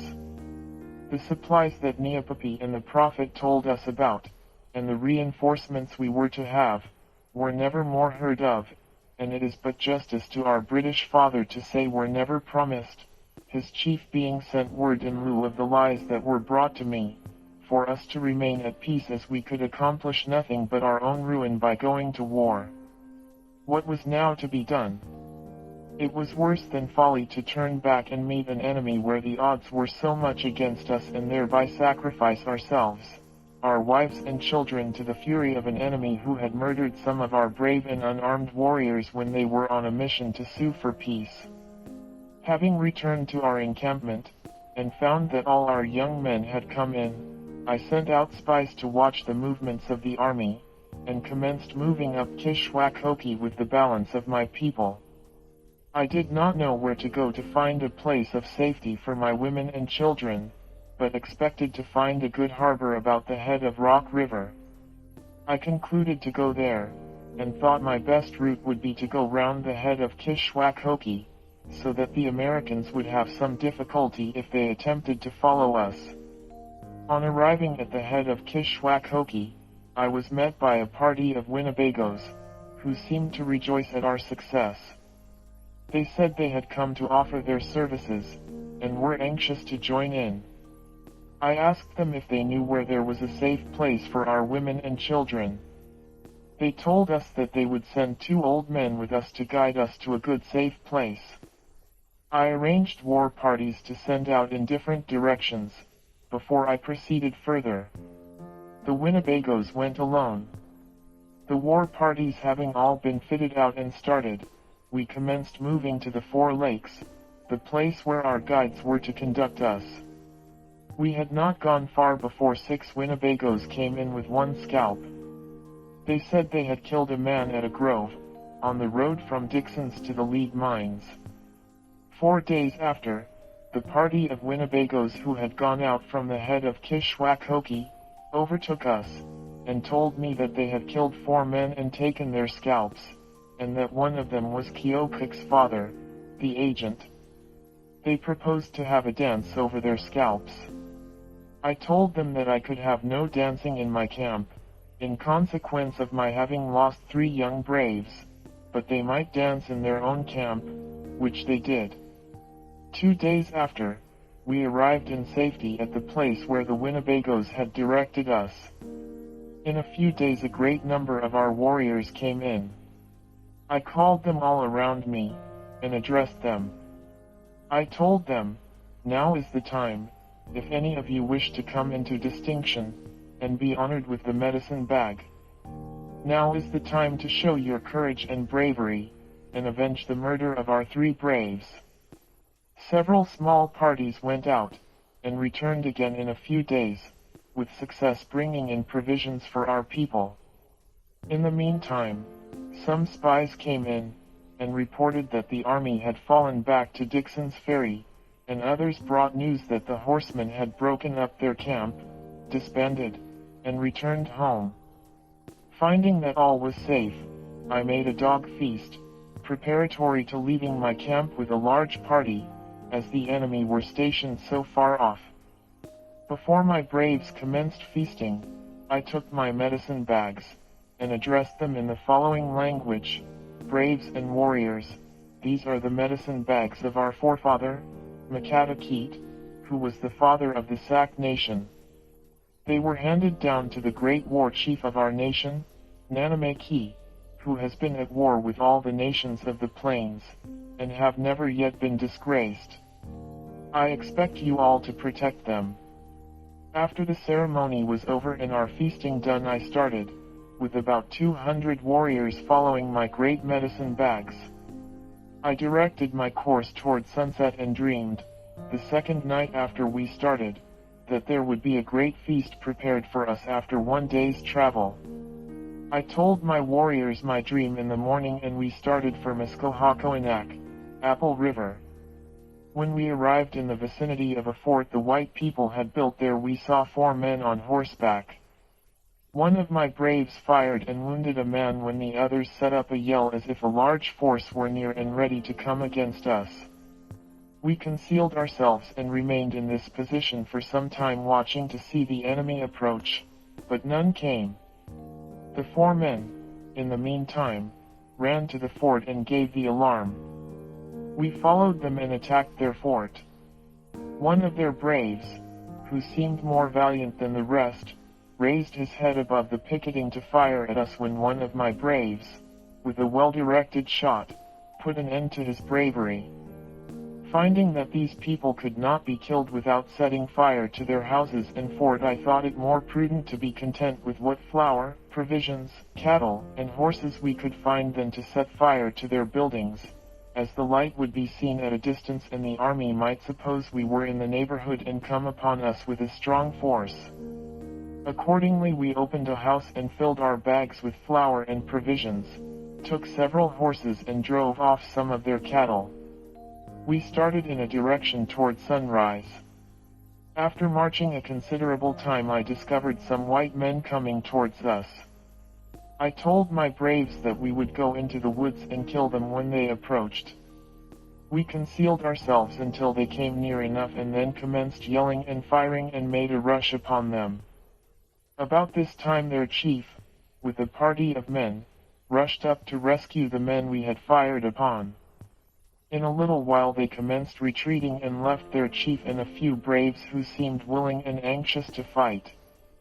They acted like men, but were forced to give way when I rushed upon them with my braves. In a short time the chief returned with a logger party. He seemed determined to fight, and anxious for a battle. When he came near enough I raised the yell and firing commenced from both sides. The chief, who seemed to be a small man, addressed his warriors in a loud voice, but they soon retreated, leaving him and a few braves on the battlefield. A great number of my warriors pursued the retreating party and killed a number of their horses as they ran. The chief and his few braves were unwilling to leave the field. I ordered my braves to rush upon them, and had the mortification of seeing 2 of my chiefs killed before the enemy retreated. This young chief deserves great praise for his courage and bravery, but fortunately for us, his army was not all composed of such brave men. During this attack we killed several men and about 40 horses and lost 2 young chiefs and 7 warriors. My braves were anxious to pursue them to the fort, attack, and burn it, but I told them it was useless to waste our powder as there was no possible chance of success if we did attack them, and that as we had ran the bear into his hole we would there leave him and return to our camp. On arriving at our encampment we found that several of our spies had returned, bringing intelligence that the army had commenced moving. Another party of 5 came in and said they had been pursued for several hours, and were attacked by 25 or 30 whites in the woods, that the whites rushed in upon them as they lay concealed and received their fire without seeing them. They immediately retreated whilst we reloaded. They entered the thicket again, and as soon as they came near enough we fired. Again they retreated, and again they rushed into the thicket and fired. We returned their fire, and a skirmish ensued between 2 of their men and 1 of ours, who was killed by having his throat cut. This was the only man we lost. The enemy having had 3 killed, they again retreated. Another party of 3 Sacs had come in and brought 2 young white squaws, whom they had given to the Winnebagos to take to the whites. They said they had joined a party of Potawatomis and went with them as a war party against the settlers of Illinois. The leader of this party, a Potawatomi, had been severely whipped by this settler, some time before, and was anxious to avenge the insult and injury. While the party was preparing to start, a young Potawatomi went to the settler's house and told him to leave it, that a war party was coming to murder them. They started, but soon returned again, as it appeared that they were all there when the war party arrived. The Potawatomis killed the whole family, except 2 young squaws, whom the Sacs took up on their horses and carried off, to save their lives. They were brought to our encampment, and a messenger sent to the Winnebagos, as they were friendly on both sides, to come and get them, and carry them to the whites. If these young men, belonging to my band, had not gone with the Potawatomis, the 2 young squaws would have shared the same fate as their friends. During our encampment at the 4 Lakes we were hard-pressed to obtain enough to eat to support nature. Situated in a swampy, marshy country, which had been selected in consequence of the great difficulty required to gain access thereto, there was but little game of any sort to be found, and fish were equally scarce. The great distance to any settlement, and the impossibility of bringing supplies therefrom, if any could have been obtained, deterred our young men from making further attempts. We were forced to dig roots and bark trees, to obtain something to satisfy hunger and keep us alive. Several of our old people became so reduced, as to actually die with hunger. Learning that the army had commenced moving, and fearing that they might come upon and surround our encampment, I concluded to remove our women and children across the Mississippi, that they might return to the Sac Nation again. Accordingly, on the next day we commenced moving, with 5 Winnebagos acting as our guides, intending to descend the Wisconsin. Neapapi, with a party of 20, remained in our rear, to watch for the enemy, whilst we were proceeding to the Wisconsin, with our women and children. We arrived, and had commenced crossing over to an island, when we discovered a large body of the enemy coming towards us. We were now compelled to fight, or sacrifice our wives and children to the fury of the whites. I met them with 50 warriors, having left the balance to assist our women and children in crossing, about a mile from the river, when an attack immediately commenced. I was mounted on a fine horse, and was pleased to see my warriors so brave. I addressed them in a low voice, telling them to stand their ground and never yield it to the enemy. At this time I was on the rise of a hill, where I wished to form my warriors, that we might have some advantage over the whites. But the enemy succeeded in gaining this point, which compelled us to fall into a deep ravine, from which we continued firing at them and they at us, until it began to grow dark. My horse having been wounded twice during this engagement, and fearing from his loss of blood that he would soon give out, and finding that the enemy would not come near enough to receive our fire, in the dusk of the evening, and knowing that our women and children had had sufficient time to reach the island in the Wisconsin, I ordered my warriors to return, by different routes, and meet me at the Wisconsin, and was astonished to find that the enemy were not disposed to pursue us. In this skirmish with 50 braves, I defended and accomplished my passage over the Wisconsin, with the loss of only 6 men, though opposed by a host of mounted militia. I would not have fought there, but to gain time for our women and children to cross to an island. A warrior will duly appreciate the embarrassments I labored under, and whatever may be the sentiments of the white people in relation to this battle, my nation, though fallen, will award to me the reputation of a great brave in conducting it. The loss of the enemy could not be ascertained by our party, but I am of the opinion that it was much greater, in proportion, than mine. We returned to the Wisconsin and crossed over to our people. Here some of my people left me, and descended the Wisconsin, hoping to escape to the west side of the Mississippi, that they might return home. I had no objection to their leaving me, as my people were all in a desperate condition, being worn out with traveling and starving with hunger. Our only hope to save ourselves was to get across the Mississippi. But few of this party escaped. Unfortunately for them, a party of soldiers from Prairie du Chien were stationed on the Wisconsin, a short distance from its mouth, who fired upon our distressed people. Some were killed, others drowned, several taken prisoners, and the balance escaped to the woods and perished with hunger. Among this party were a great many women and children. I was astonished to find that Neopapi and his party of spies had not yet come in, they having been left in my rear to bring the news, if the enemy were discovered. It appeared, however, that the whites had come in a different direction and intercepted our trail but a short distance from the place where we first saw them, leaving our spies considerably in the rear.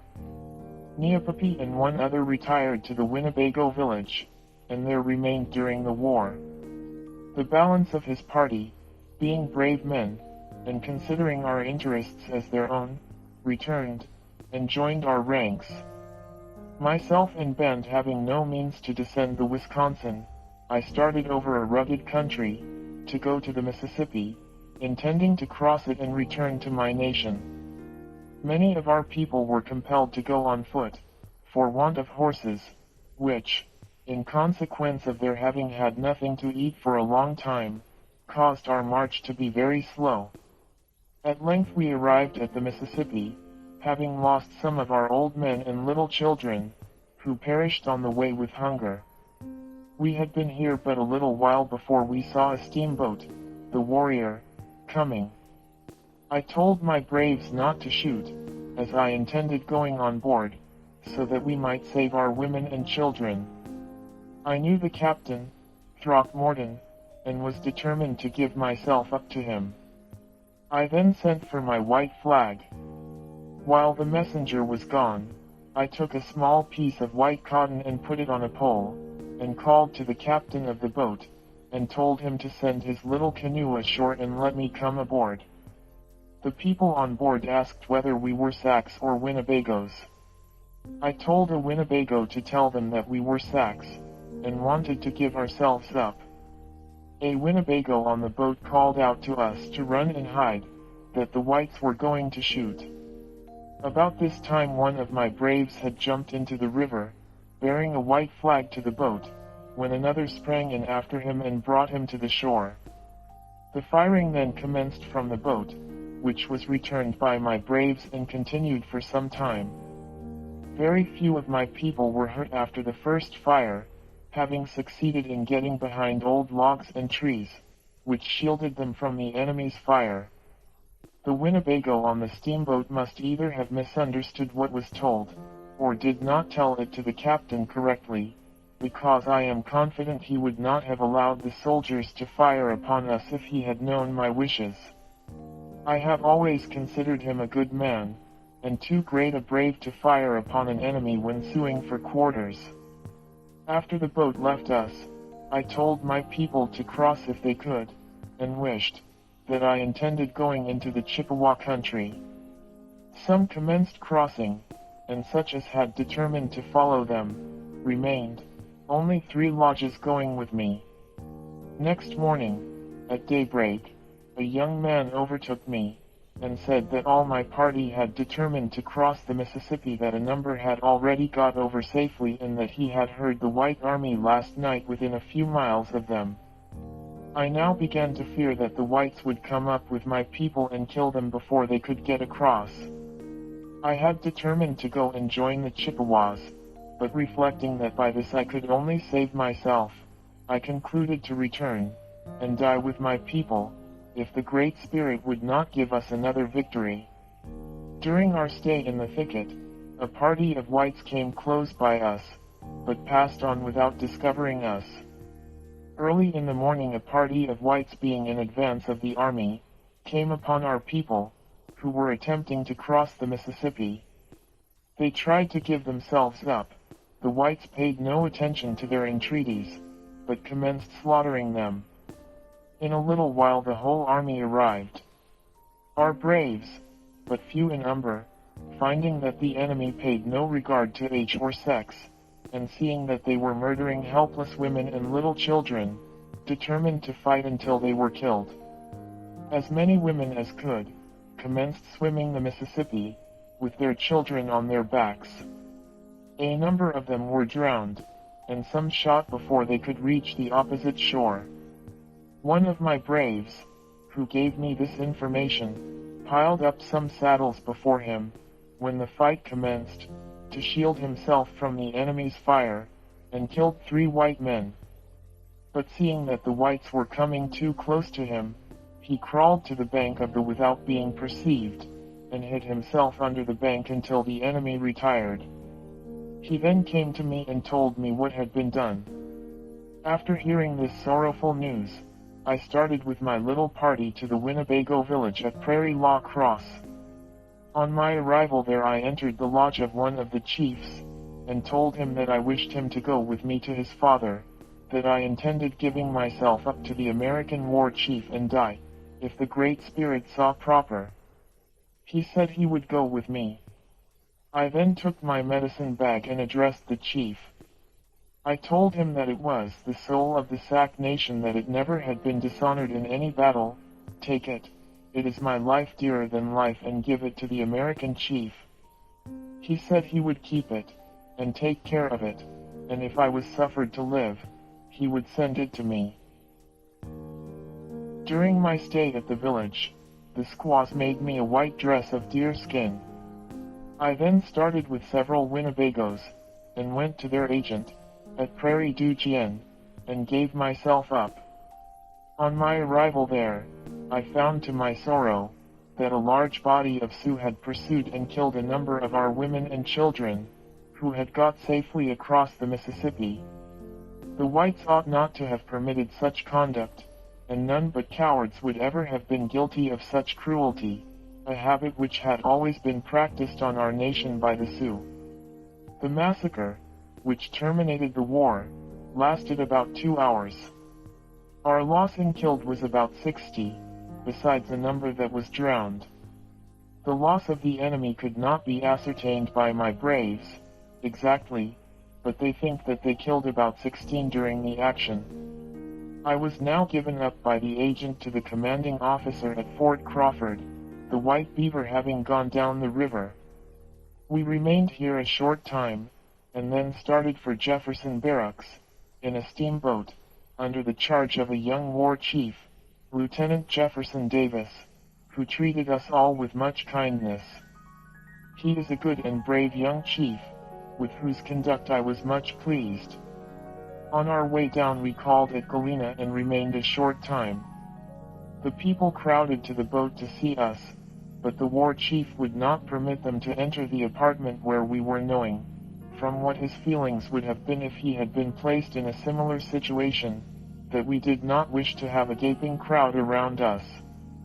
We passed Rock Island without stopping.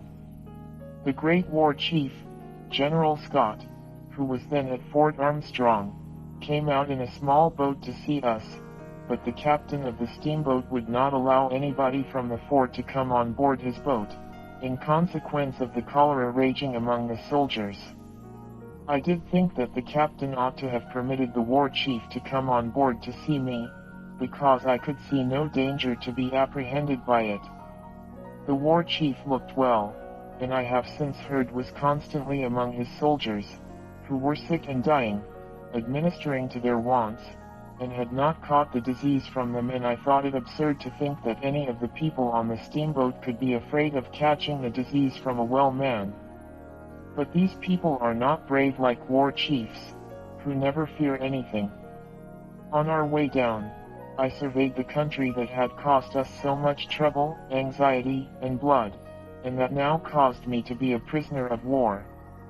I reflected upon the ingratitude of the whites when I saw their fine houses, rich harvests and everything desirable around them, and recollected that all this land had been ours, for which I and my people had never received a dollar, and that the whites were not satisfied until they took our village and our graveyards from us and removed us across the Mississippi. On our arrival at Jefferson Barracks we met the great war chief, White Beaver, who had commanded the American army against my little band. I felt the humiliation of my situation. A little while before I had been leader of my braves, now I was a prisoner of war, but had surrendered myself. He received us kindly and treated us well. We were now confined to the barracks and forced to wear the ball and chain. This was extremely mortifying and altogether useless. Was the White Beaver afraid I would break out of his barracks and run away? Or was he ordered to inflict this punishment upon me? If I had taken him prisoner on the field of battle I would not have wounded his feelings so much by such treatment, knowing that a brave war chief would prefer death to dishonor. But I do not blame the White Beaver for the course he pursued, as it is the custom among the white soldiers, and I suppose was a part of his duty. The time dragged heavily and gloomily along throughout the winter, although the White Beaver did everything in his power to render us comfortable. Having been accustomed, throughout a long life, to roam the forests or to go and come at liberty, confinement, and under such circumstances, could not be less than torture. We passed away the time making pipes until spring, when we were visited by the agent, trader, and interpreter, from Rock Island, Keokuk, and several chiefs and braves of our nation, and my wife and daughter. I was rejoiced to see the two latter and spent my time very agreeably with them and my people as long as they remained. The trader, Sage Nash, Colonel Davenport, presented me with some dried venison, which had been killed and cured by some of my friends. This was a valuable present, and although he had given me many before, none ever pleased me so much. This was the first meat I had eaten for a long time that reminded me of the former pleasures of my own wigwam, which had always been stored with plenty. Keokuk and his chiefs, during their stay at the barracks, petitioned our great father, the president, to release us, and pledged themselves for our good conduct. I now began to hope I would soon be restored to liberty and the enjoyment of my family and friends, having heard that Keokuk stood high in the estimation of our great father, because he did not join me in the war, but I was soon disappointed in my hopes. An order came from our great father to the White Beaver to send us on to Washington. In a little while all were ready and left Jefferson Barracks on board of a steamboat, under charge of a young war chief and one soldier, whom the White Beaver sent along as a guide to Washington. We were accompanied by Keokuk, wife, and son, Apanus, Wapello, Powashik, Pashipaho, Nashashuk, Saki, Musqueam, and our interpreter. Our principal traders, Colonel Geo Davenport, of Rock Island, and S.S. Phelps and clerk, William Cowsland, of the Yellow Banks, also accompanied us. On our way up the Ohio we passed several large villages, the names of which were explained to me. The first is called Louisville, and is a very petty village, situated on the bank of the Ohio River. The next is Cincinnati, which stands on the bank of the same river. This is a large and beautiful village and seemed to be in a thriving condition. The people gathered on the bank as we passed, in great crowds, apparently anxious to see us. On our arrival at Wheeling the streets and river banks were crowded with people, who flocked from every direction to see us. While we remained here many called upon us and treated us with kindness, no one offering to molest or misuse us. This village is not so large as either of those before mentioned, but is quite a pretty one. We left the steamboat then, having traveled a long distance on the prettiest river I ever saw, except our Mississippi, and took the stage. Being unaccustomed to this mode of traveling, we soon got tired and wished ourselves seated in a canoe on one of our own rivers, that we might return to our friends. We had traveled but a short distance before our carriage turned over, from which I received a slight injury, and the soldier had one arm broken. I was sorry for this accident, as the young man had behaved well. We had a rough and mountainous country for several days, but had a good trail for our carriage. It is astonishing what labor and pains the white people have had to make this road, as it passes over several mountains, which are generally covered with rocks and timber, yet it has been made smooth and easy to travel upon. Rough and mountainous as this country is, there are many wigwams and small villages standing on the roadside. I could see nothing in the country to induce the people to live in it, and was astonished to find so many whites living on the hills. I have often thought of them since my return to my own people, and am happy to think that they prefer living in their own country to coming out to ours and driving us from it, as many of the whites have already done. I think with them, that wherever the Great Spirit places his people they ought to be satisfied to remain, and be thankful for what he has given them, and not drive others from the country he has given them because it happens to be better than theirs. This is contrary to our way of thinking, and from my intercourse with the whites, I have learned that one great principle of their religion is to do unto others as you wish them to do unto you. Those people in the mountains seem to act upon this principle, but the settlers on our frontiers and on our lands seem never to think of it, if we are to judge by their actions. The first village of importance that we came to, after leaving the mountains, is called Hagerstown. It is a large village to be so far from a river and is very pretty. The people appear to live well and enjoy themselves much. We passed through several small villages on the way to Fredericktown, but I have forgotten their names. This last is a large and beautiful village. The people treated us well, as they did at all other villages where we stopped. Here we came to another road much more wonderful than that through the mountains. They call it a railroad, the Baltimore and Ohio. I examined it carefully, but need not describe it, as the whites know all about it. It is the most astonishing sight I ever saw. The great road over the mountains will bear no comparison to it, although it has given the white people much trouble to make. I was surprised to see so much money and labor expended to make a good road for easy traveling. I prefer riding horseback, however, to any other way, but suppose these people would not have gone to so much trouble and expense to make a road if they did not prefer riding in their new-fashioned carriages, which seem to run without any trouble, being propelled by steam on the same principle that boats are on the river. They certainly deserve great praise for their industry. On our arrival at Washington, we called to see our great father, the President. He looks as if he had seen as many winters as I have, and seems to be a great brave. I had very little talk with him, as he appeared to be busy and did not seem to be much disposed to talk. I think he is a good man, and although he talked but little, he treated us very well. His wigwam is well furnished with everything good and pretty, and is very strongly built. He said he wished to know the cause of my going to war against his white children. I thought he ought to have known this before, and consequently said but little to him about it, as I expected he knew as well as I could tell him. He said he wanted us to go to Fortress Monroe and stay a while with the war chief who commanded it. But having been so long from my people, I told him that I would rather return to my nation, that Keokuk had come here once on a visit to him, as we had done, and he had let him return again, as soon as he wished, and that I expected to be treated in the same manner.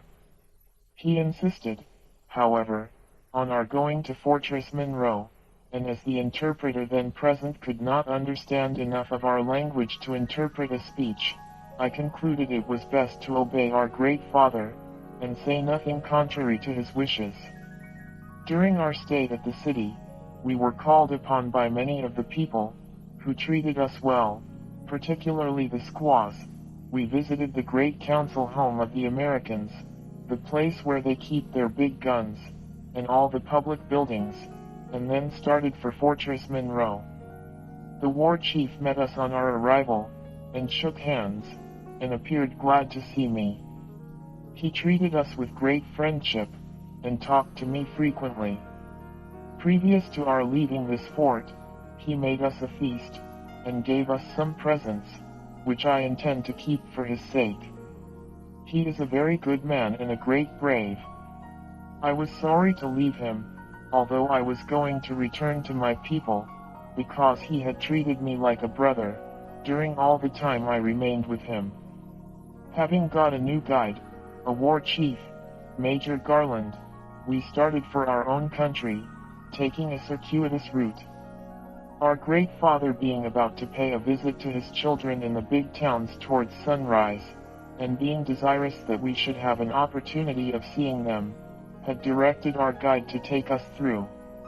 On our arrival at Baltimore, we were much astonished to see so large a village, but the war chief told us we would soon see a larger one. This surprised us more. During our stay here, we visited all the public buildings and places of amusement, saw much to admire, and were well entertained by the people who crowded to see us.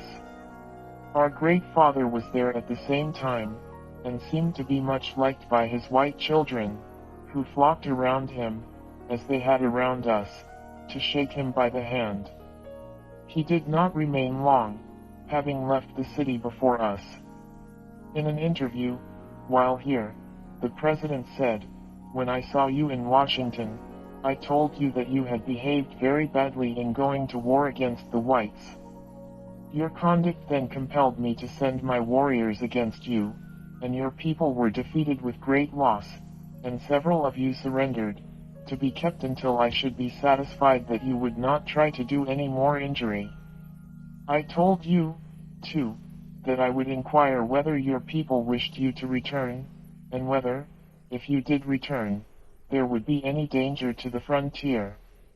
General Clark and General Atkinson, whom you know, have informed me that your principal chief and the rest of your people are anxious you should return, and Keokuk has asked me to send you back.